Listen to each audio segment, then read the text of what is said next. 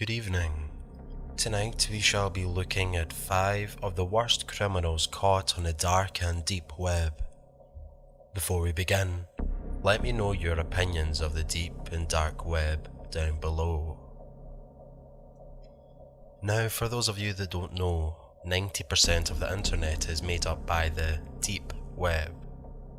But there is a lot of confusion between the deep web and the dark web.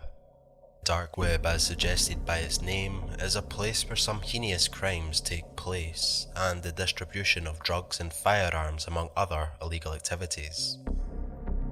However, the dark web only contributes to 0.3% of the internet compared to 90% being covered by the deep web. And contrary to common belief, the deep web is relatively safe. However, tonight we are here to discuss the 0.3% and some of the worst criminals to be caught there so far. Number 1. Peter Scully. The infamous Australian pedophile potentially faces the death penalty in the Philippines. He faces a litany of charges, but the world knows him for the sickening film known as The Destruction of Daisy. The details of his crimes are simply too grotesque for public discussion. Scully has been charged with masterminding a worldwide criminal network, as well as producing and selling videos that show child sex abuse and torture. He faces a total of 75 charges. Unless the death penalty is reintroduced, Scully may face the maximum sentence of life imprisonment and a total of 100 years in jail. Number 2. Marcel Hesse. Marcel Hesse, 19, stabbed his neighbour's 9-year-old son more than 50 times. Shortly after, he stabbed his 22-year-old friend over 60 times and set his apartment on fire. The German teen bragged about the child's murder online and uploaded harrowing footage and pictures to the dark web. He voluntarily surrendered to the police after a nationwide manhunt. Earlier this year, he was sentenced to life in prison, which will be served in a psychiatric ward. Number 3. Ross Ulbricht. Ulbricht had a bright future. He was a graduate at Penn State with a master's degree in material science. He wanted to become an entrepreneur, a desire that eventually pushed him to create a drug-dealing empire on the dark web. Known as the Silk Roads, the infamous drug trafficking enterprise earned Ulbricht a fortune of $28.5 million. However, careful use of Tor wasn't enough to keep him off law enforcement's radar. He was picked up in San Francisco and charged with money laundering, computer hacking, conspiracy to traffic narcotics, and conspiracy to traffic fraudulent identity documents. He is now serving a life sentence for his efforts, which was upheld in 2017. Number 4. Shannon Grant McCool.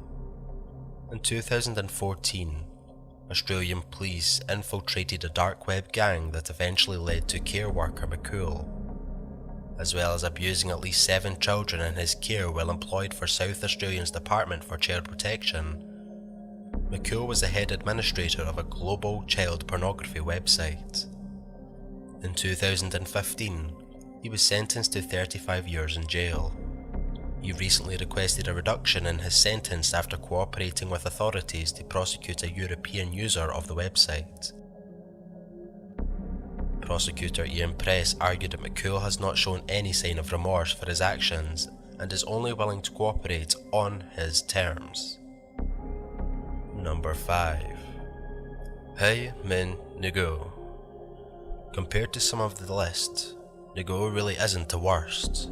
In 2015, he was charged with hacking into United States businesses' computers and selling personal information to cyber criminals.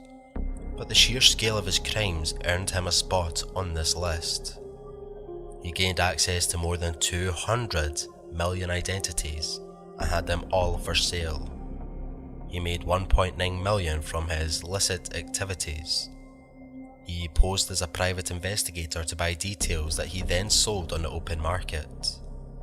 Ngo could have gotten away with it, but he made a rookie mistake when an undercover Secret Service agent lured him to Guam for a business deal. In 2013, he touched down on US soil and he was promptly arrested. 2 years later, he was sentenced to 13 years in a federal prison.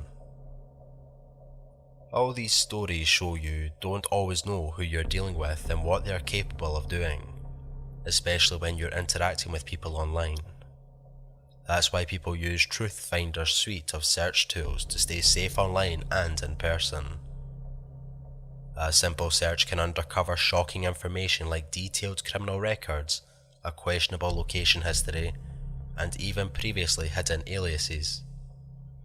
Are you getting phished? Is someone trying to steal your identity?